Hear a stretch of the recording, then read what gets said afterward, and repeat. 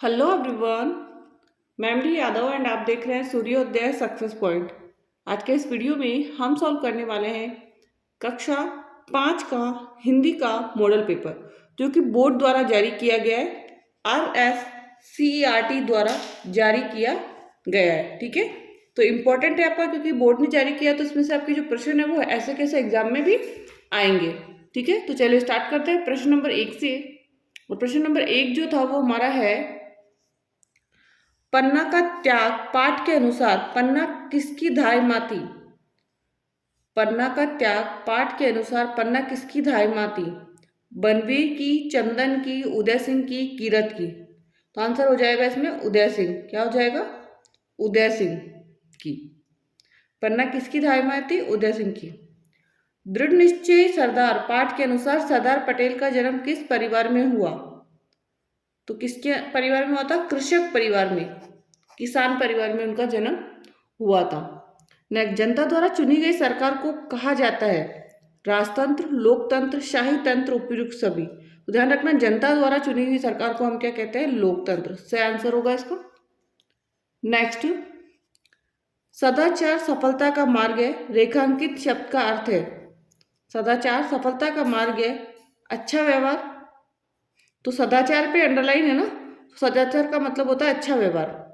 ठीक है, आंसर हो जाएगा इसका ए। नेक्स्ट, टूट पड़ना एक मुहावरा है जिसका अर्थ है झपटना। इसी प्रकार चूर चूर होना का अर्थ बताइए। तो इसका आंसर होगा हमारा बिखर जाना। ए क्या हो जाएगा इसका? बिखर जाना। ठीक है, टूट पड़ना एक मुहावरा है जिसका अर्थ है झपटना। इसी प्रकार चूर चूर होने का मतलब क्या होगा? बिखर जाना। नेक्स्ट है क्वेश्चन इसका कि अपनी वस्तु पाठ के अनुसार दोनों भाई किसके लिए झगड़ा कर रहे थे? दोनों भाई किसके लिए झगड़ा कर रहे थे? तो इसका आंसर होगा कि दोनों भाई जमीन के स्वामित्व के लिए झगड़ा कर रहे थे। किसके लिए? जमीन के स्वामित्व के लिए। ओके। नेक्स्ट, 18 वर्ष या उससे अधिक आयु वयस्क मताधिकार से आप क्या समझते हैं? वयस्क मताधिकार से आप क्या समझते हैं?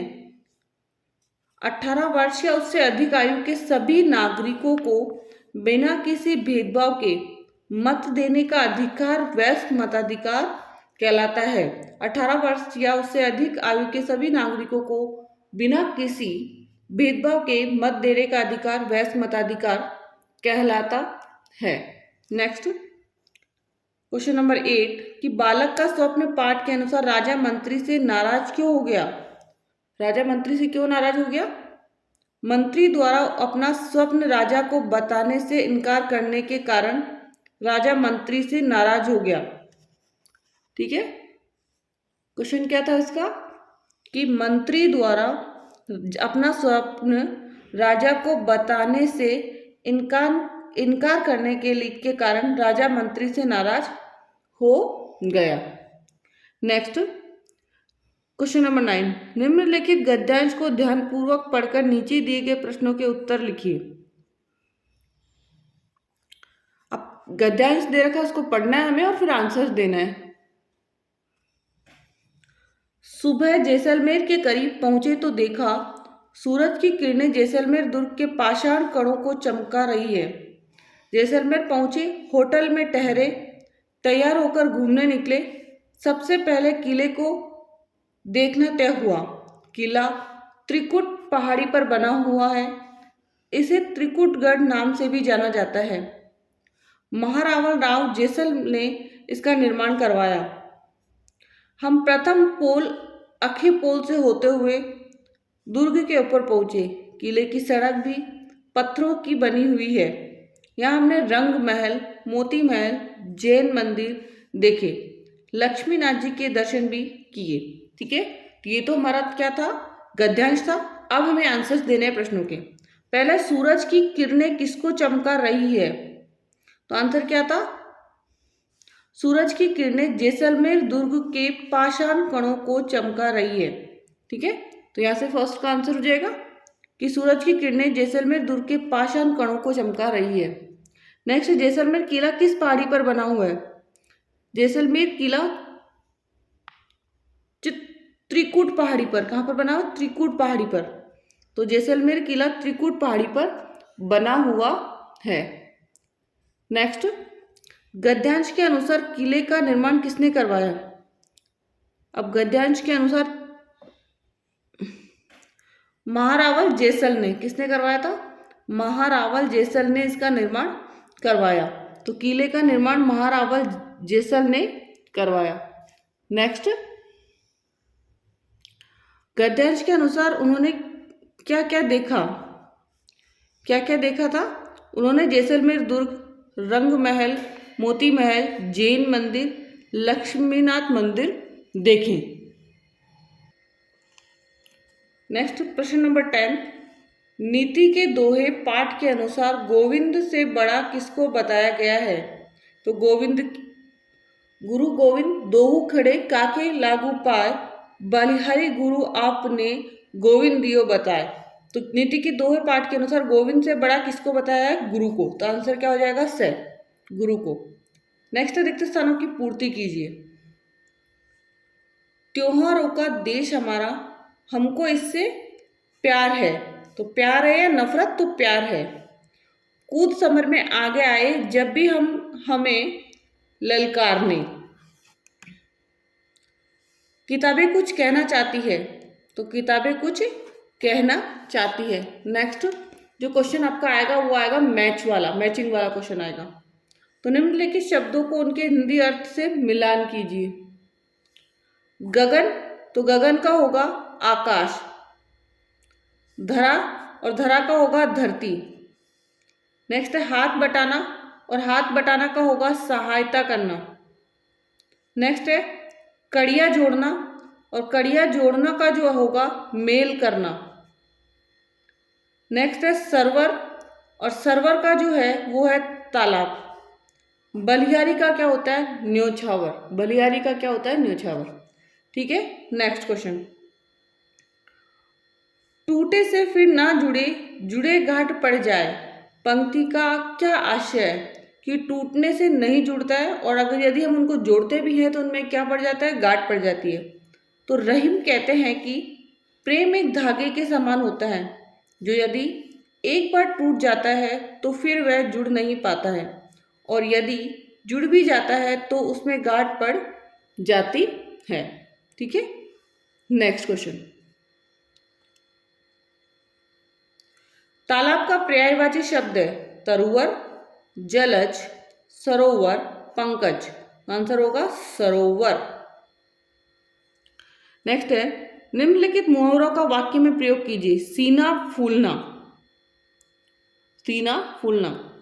तो वाक्य प्रयोग है पुरस्कार समारोह में अपने नाम की घोषणा सुनते ही युगांक का सीना गर्व से फूल गया। नेक्स्ट है पसीना पसीना होना। वाक्य प्रयोग होगा इसका, शिक्षक द्वारा परीक्षा में नकल करते हुए पकड़ जाने पर प्रियांशी पसीना पसीना हो गई।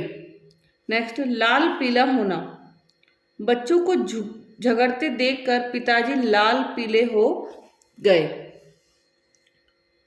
नेक्स्ट निम्नलिखित विशेषण शब्दों का वाक्य में प्रयोग कीजिए। शुद्ध, तो हमें शुद्ध भाषा में लिखना चाहिए। नेक्स्ट है मीठा, राघव मीठा दूध पीता है। कच्चा, हमें कच्चा भोजन नहीं करना चाहिए।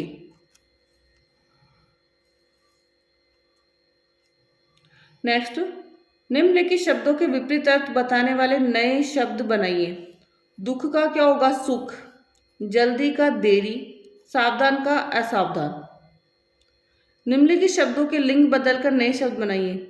महिला का पुरुष, दादी का दादा, शेर का शेरनी। नेक्स्ट निम्नलिखित में से किसी एक विषय पर कहानी लिख लीजिए। तो किसी एक विषय पर हमको इसमें कहानी लिखनी है।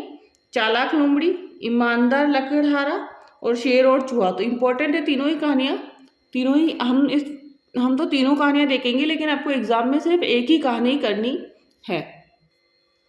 सबसे पहली जो कहानी है वो है चालाक लोमड़ी।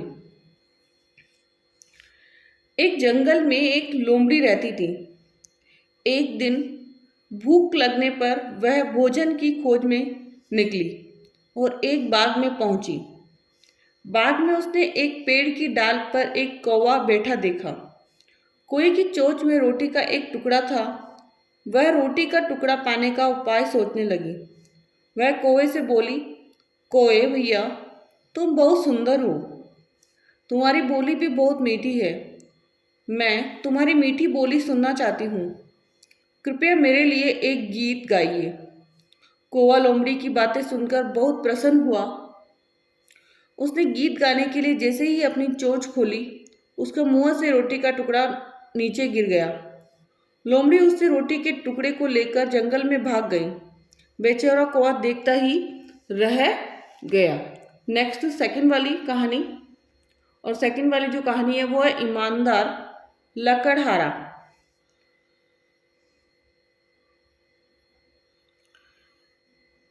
एक बार एक गरीब लकड़हारा था। वह प्रतिदिन लकड़ी काटने जाता था। एक दिन वह नदी के निकट लकड़ी काट रहा था।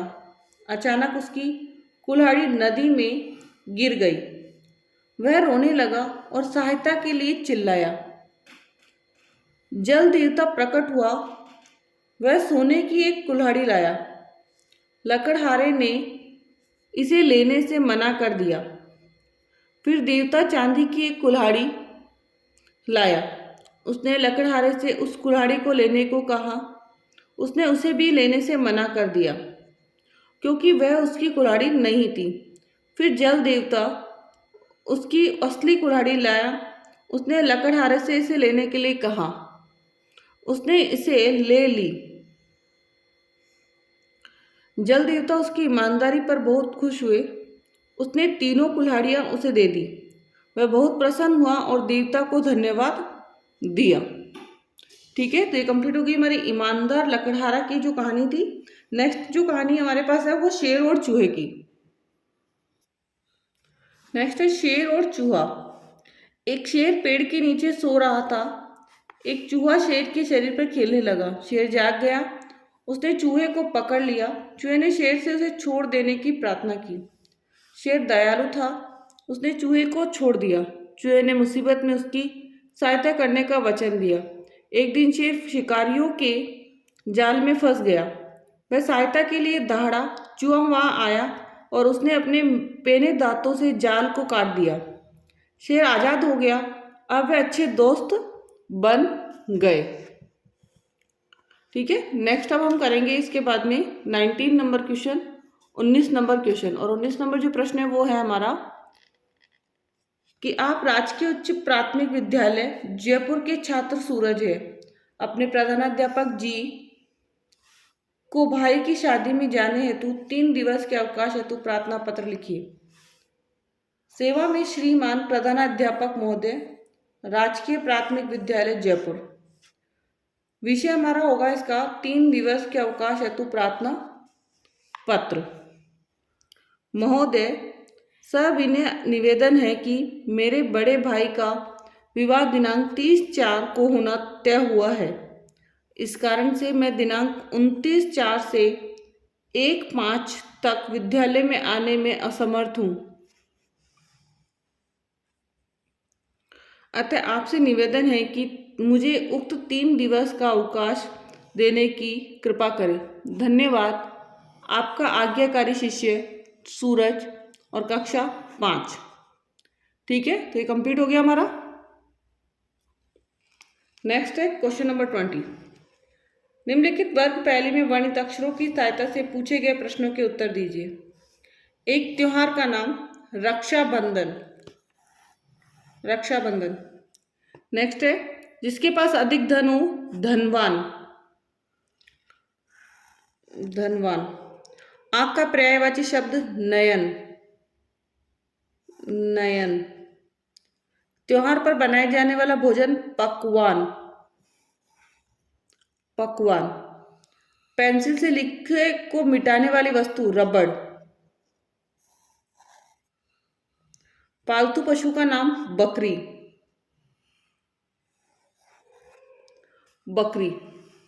ठीक है, तो ये कंप्लीट हो गया। आपको ऐसे इसमें ढूंढ ढूंढ के आपको लिखना होगा। नेक्स्ट है कि निबंध दे रखे हैं, निबंध 4 निबंध है, उसमें से आपको कोई भी एक इसमें से करना होगा। तो हम देखते हैं वृक्षारोपण अभियान वाला। वृक्षारोपण अभियान आधुनिक युग विज्ञान का युग है। विज्ञान के आविष्कारों का एक औद्योगिक विकास के कारण पर्यावरण प्रदूषण दिनों दिन बढ़ता जा रहा है। पर्यावरण संरक्षण के लिए वृक्षारोपण का विशेष महत्व है। वृक्ष हमारे जीवन का आधार है। वृक्ष कार्बन डाइऑक्साइड ग्रहण करते हैं और ऑक्सीजन छोड़ते हैं, जो हमारी प्राणवायु है। इसके बिना हमारे जीवन का कोई महत्व नहीं है। सरकार द्वारा पर्यावरण सुरक्षा हेतु वृक्षारोपण अभियान चलाया जा रहा है, जिसके अंतर्गत हमारे विद्यालय में प्रति वृक्ष वृक्षारोपण किया जाता है। सप्ताह मनाया जाता है। हमारे विद्यालय के छात्र एवं शिक्षक समूह में अलग अलग स्थानों पर जाकर वृक्षारोपण करते हैं। समय समय पर वहां जाकर उनमें जल देते हैं। इसके अतिरिक्त हमारे विद्यालय के बगीचे में एक खेल के मैदान में भी प्रत्येक छात्र अपने जन्म दिवस पर एक एक पेड़ लगाते हैं। इसलिए हमारा विद्यालय पर्यावरण की दृष्टि से बहुत अच्छा है। सभी व्यक्तियों को अपने अपने जन्म दिवस पर प्रतिवर्ष एक पेड़ लगाना चाहिए। तो ये कंप्लीट हो गया हमारा। एंड इसके 4 ऑप्शन है, उसमें से हमें एक ही करना है एग्जाम में। ठीक है, नेक्स्ट हम देखेंगे 22 क्वेश्चन नंबर। अपने कक्ष की साफ सफाई है तो आप क्या क्या करेंगे? कोई 4 बताने आपको। तो अपने कक्ष की स्वच्छ एवं सुसज्जित करने के लिए हम अग्रलिखित कार्य करेंगे। फर्स्ट है, हम कक्ष की नियमित सफाई सुनिश्चित करेंगे। कक्ष में कागज के टुकड़े तथा अन्य कचरा नहीं फैलाएंगे। दीवारों पर कुछ नहीं लिखेंगे तथा उन्हें गंदा नहीं करेंगे। मेज कुर्सियों को लाइन से ही रखेंगे तथा दीवारों पर महापुरुषों एवं पढ़ाई से संबंधित चार्ट लगाएंगे। नेक्स्ट क्वेश्चन, सड़क पार करते समय क्या क्या सावधानियां रखनी चाहिए? सड़क पार करते समय सावधानियां। पहला है, सड़क हमेशा जेब्रा क्रॉसिंग से ही पार करनी चाहिए। दूसरा, सड़क हमेशा उस समय पार करनी चाहिए जब वाहन लाल बत्ती पर रुके हो। सड़क पार करते समय पहले हमें दाईं ओर से आ रहे वाहन देखने चाहिए तथा मध्य में जाकर बाईं ओर से आ रहे वाहन देखने चाहिए। इसके बाद ही सड़क पार करनी चाहिए। सड़क पार करने में कोई जल्दबाजी नहीं करनी चाहिए। तो ये कंप्लीट हो गया हमारा जो कार्यपत्र, जो इसका था मॉडल पेपर हिंदी का।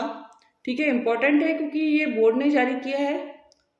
एंड अभी तक अपनी वीडियो को लाइक नहीं किया तो लाइक और शेयर कर दीजिए। साथ ही चैनल को सब्सक्राइब करके बेल आइकन को जरूर प्रेस कर दें, जिससे कि अगले आने वाले वीडियो का नोटिफिकेशन आपको प्राप्त हो जाए। Thank you so much.